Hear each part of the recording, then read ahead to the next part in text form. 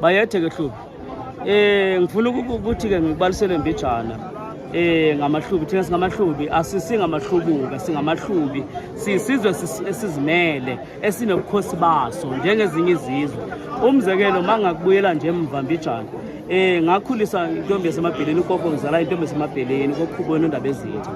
Ugogo izinto ezininzi simoshakala esikolweni bethina sikhuliswe sithiwa usisidla kudla kuthiwa khamba idla ukudla sikhule sisenana thina kuthiwa khamba yokona nomkhupha. Masiyodlala besithi siyodlala emgwaqweni not endleleni safundiswa ke esikolweni isiXhosa as language yethu sabe singamahlubi singamangelengela esincengwanga amasiko wethu ngamasiko esihlubi asenzi masiko awezinye izizwe.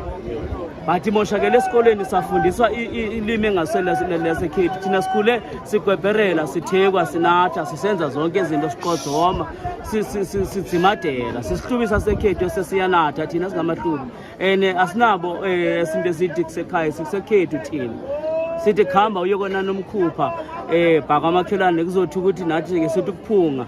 Uyayibona lento le ngamagama asekhethu esihlubi eso futhi nje isihlubi esinqumeredzela siyakhathula thina singamahlubi asidab lapha sinayidab lapha siyakhathula sikhathula lapha. Uyayibona lento kuthe sigijimisa amatakane uyabona sikhambe ethambekeni kuthe masithi awungelathise ngifuna umzothile wakwaNdlovu akhawungelathise ukuthi uphi lo mzoka wakwaNdlovu ngifuna ukubona siyelathisa thina siyakhangela asinayo into ethi jonga esihlubi sithi khangela lapha ngikubonise ngithi ngiyanatha kanti nginatha namahwili.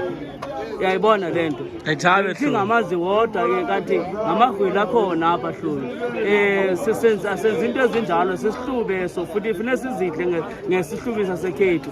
Ngazi ke mina nengonyama eNdlunkulu lapho sisuka khona thama samahlubi njoba sisizwe sigcwele umhlaba wonke. Amahlubi agcwele yonke indawo le awaphelelanga pheshele kuphela lapho sisuka khona sisuke eNatal amahlubi asuke eNatal.